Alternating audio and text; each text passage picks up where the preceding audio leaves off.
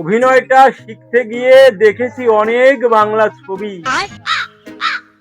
শেষমেশ সব ছেড়ে দিয়ে হলাম চায়ের দোকানের কবি। এত সময় ছিলাম ভালোই, মনটাও ছিল হেভি, এইবার বুঝি আমার এখান থেকে চলেই যেতে হবে।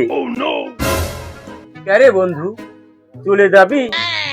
তোর সাথে কথা আছে, আচ্ছা মনের কথা খুলে বলবো, বসতে দে না একটু কাছে।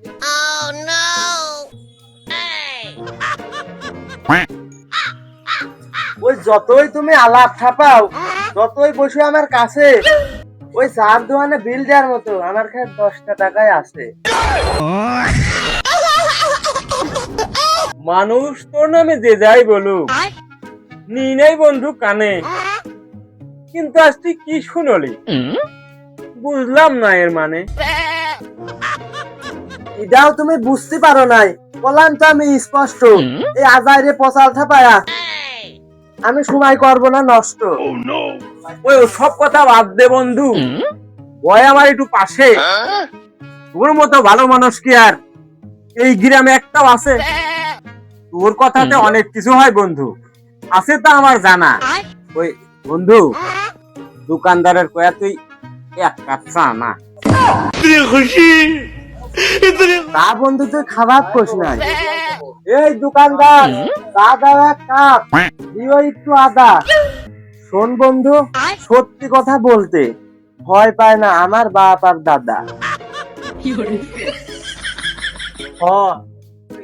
সারা আকামের পোঙা হয়ে বেড়ায় তোমার বাবার দাদা। আমি তো দেখতেছি এই শালা আস্তে একটা গাদা। তাহলে বন্ধু চা খাও তুমি, বিল দিয়ে আসে আগে।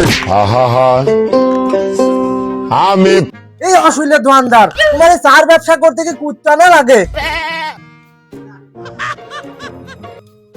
কুকুরের কাজ কুকুর করেছে বন্ধু, কামড় দিয়েছে পায়। ওই তাই বলে কি কুকুরের গায়ে কামড় দেয়া যায়? কামড় না দিতে পারি সমস্যা নাই, হাতে তো নিতে পারি মুগুর।